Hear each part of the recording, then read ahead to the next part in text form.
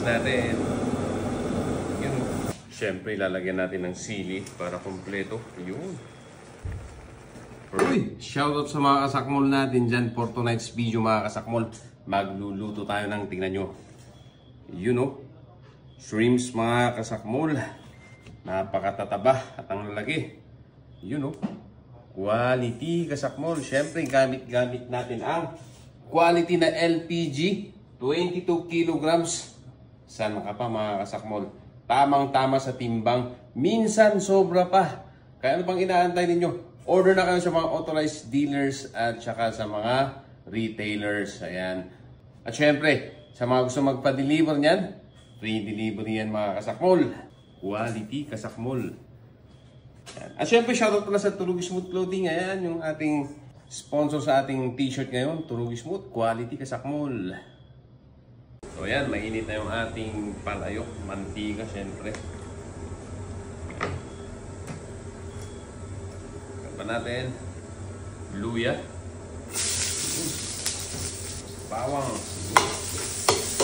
meron tayong spirito, Sprite.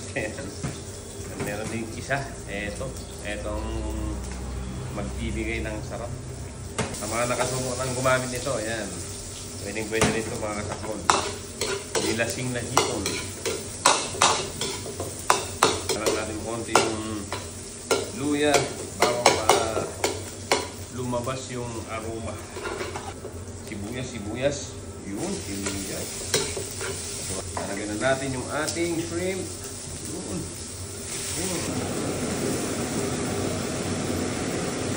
Nilasing na hipon. So, eto na yung seasoning ingredients natin. Yun.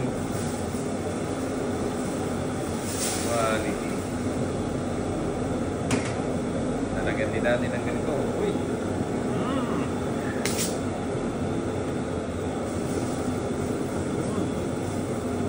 Quality kasakmol.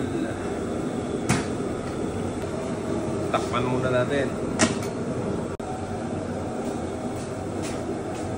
So yan, niluluto natin mabuti ang shrimp kasi delikado yun. Lalo na pag hindi fresh yung shrimp natin.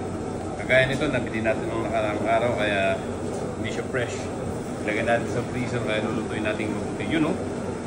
Quality. Sakmol.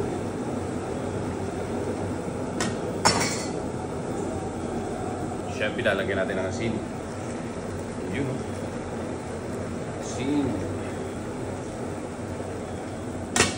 Alright. Siyempre, lalagyan natin ng sili para kumpleto. Yun. Perfect.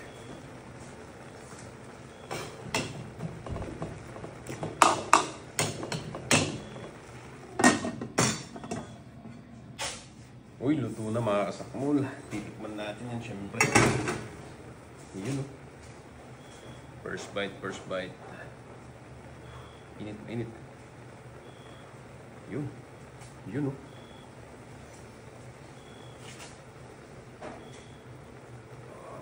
Reko. Oh. Malaban. First bite.